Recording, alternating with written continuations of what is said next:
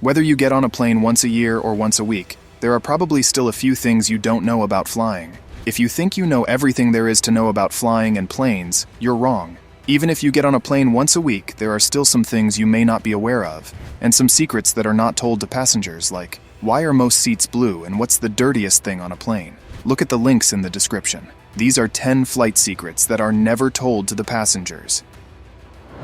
Number 10. Lavatory.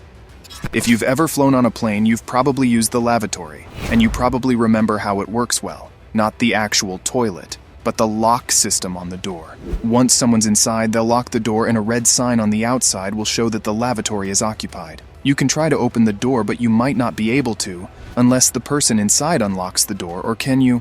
What if we told you you could open the lavatory door from the outside? There's an external lock mechanism which is usually hidden behind the lavatory sign on the outside, allowing a person from the outside to open the door. The mechanism exists in case of an emergency and for safety reasons. Number 9. Lightning strikes. Planes getting hit by lightning are actually more common than you think, but that said, the construction of an aircraft has been created to endure any stress or damage that lightning would inflict. While many get scared if lightning strikes the plane they're on, most crew members will remain calm. Why? Well, because lightning strikes occur more often than you'd think, and there isn't a reason why you should be scared since the last time a lightning strike caused a plane crash was in the 1960s. Today, planes are constructed in a way where a metal mesh layers the entire plane and conducts electricity but keeps it away from the passengers and the crew members. This way the plane can endure any stress or damage that lightning would inflict while the passengers won't feel anything. Additionally, this mesh can protect them from all kinds of electronic equipment from electrostatic discharges. The mesh is so powerful that it can even protect the interior from electromagnetic radiation coming from the outside. So next time you see lightning strikes while on a plane, think about this and know you have nothing to worry about. Number 8. Secret codes. According to a blog post by Qantas Airlines, flight crews usually use a system of chimes and bells to communicate across the cabin. You have often heard sounds or chimes non-stop. What if we told you that they actually have meaning? Sure, there's the sound signal for when you need to put your seatbelt on, or when to take it off, but we aren't talking about those here. We're talking about the random chimes that go off throughout the flight. And do not forget to like and subscribe our channel. These sounds or signals are a secret code that the flight crew uses. Through them, they can communicate across the cabin in signals. These chimes could be messages about the remaining snacks or turbulence warnings on rare occasions. These chimes could be coming directly from the cockpit, telling the flight attendants to smash that like button if you haven't done so already. But no, they indicate an emergency or a change in route. However, while the flight crew knows their meaning, passengers will usually not be able to recognize which chime means what it's like. Number 7. Bird strikes. Like lightning strikes are very common on a flight, so are bird strikes in the past. There have been a few times where a bird strike caused huge damage to the plane, and in the engine of the plane, causing it to perform an emergency landing, but the chances of this happening are quite low. Today, most engines are tested against such strikes, and are made to be durable if a bird hits them. They would simply push out the bird on the other side and continue as if nothing had happened now. If an engine isn't tested against this, it could lead to potential damage, but that's highly unlikely. Even though bird strikes are common, they have no huge potential threat to the aircraft. Number 6. Boarding last. Before you even board the plane, there are so many things to think of. Packing your stuff up, double-checking you have your passport, and making sure your hand luggage has all the stuff you're going to need for the next few hours. All that on top of rushing to the boarding gate and getting on the damn plane. You just purchased your ticket and went through security at the airport, and now you're at your gate waiting for boarding to be announced. As soon as it's announced that passengers can begin to board the plane, everyone rushes towards the door and to their seats, creating long lines and crowded places. Now, instead of doing this, you should consider boarding last. Why, well, all the tickets have an assigned seat. So rushing to get to your seat won't achieve much since the plane won't leave until all passengers are on board. And since you already have your reserved seat, boarding last is better since you'll avoid long lines and crowds in the aisles on the plane. You'll be able to comfortably move along to your seat and avoid people pushing against you trying to find their seat. Number 5. Dimming the last. No, the crew isn't trying to lull you to sleep when they dim the lights for takeoff. Turning down the interior lights is actually done so that passengers' eyes are already adjusted to the darkness, just in case something goes wrong during takeoff or landing. When the plane dims the lights, it isn't a code to force you to take a nap. The lights are dimmed so that the passenger's eyes can adjust to the darkness. This is done in case of an emergency or something going wrong during takeoff and landing. This prepares the passengers for potential evacuation and makes it easier for the emergency exit lights to stand out in the dark and be more visible to passengers. Number 4. Emergency.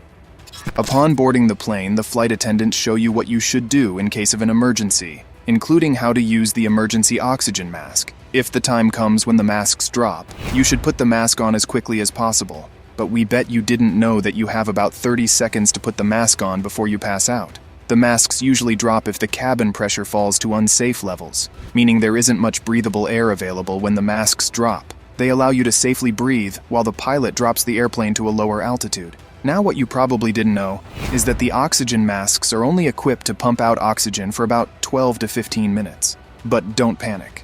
They know what they're doing. This is exactly the time needed for the pilot to drop the plane to a safe altitude. Number 3. Round windows. Have you ever wondered why the windows on a plane are round and not square well? It isn't a simple design choice. It actually serves a purpose. Back in the days or until the 1950s, planes were using square windows. However, a series of crashes showed that the corners of the windows presented a flaw in the design due to the sharp corners of the windows, which acted as a weak point on the plane. The metal surrounding the window had to pressure 2 or 3 times greater than anywhere else on the fuselage. The square windows were changed to round windows with smooth edges to avoid the damage caused by sharp edges. Round windows are less prone to breaks and cracks. Number 2. Blue seats. If you travel a lot by plane, then you've probably already noticed that many airlines choose the color blue for their seats, or their interior design. And no, that isn't just because they like the color. Many airlines choose this color since it's been proven that blue is associated with coolness and clearness, which explains why many hospitals also choose it. The airlines want to create a calm environment for the passengers, and a relaxing feel. Sure, some airlines like to use different colors that are bolder, but most of the time they also focus on more muted tones to create a home-like feel for their passengers. This is done so that the passengers can be as comfortable and relaxed as possible on their flight. Number 1. The dirtiest thing.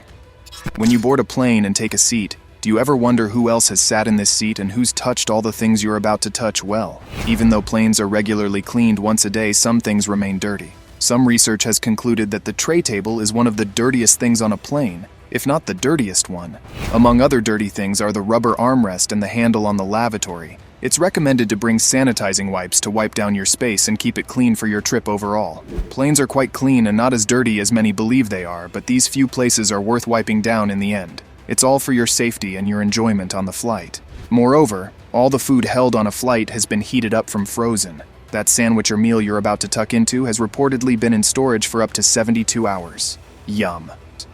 Lastly, even if you're not a germaphobe, you might want to think twice about ordering tea or coffee on a plane.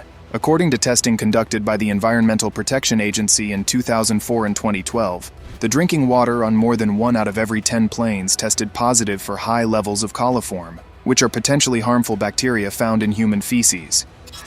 These are the 10 flight secrets that are never told to the passengers. Look at the links in the description below. There are also certain things like pilot privileges that are also not known by the passengers. Federal regulations give the PIC, or pilot in command, a lot of authority while the plane doors are closed, according to Think Aviation. A PIC can put a passenger in restraints, take a will, write fines, and refuse entry to a passenger who looks sick. A PIC is the ultimate authority on an airplane. What they say goes.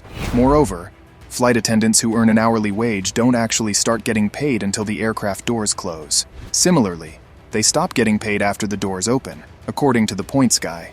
That's right. All that time flight attendants spend getting the plane ready, boarding passengers, doing safety inspections, and getting everyone off the plane is unpaid. Lastly, the food that is served to pilots is different from the food served to passengers.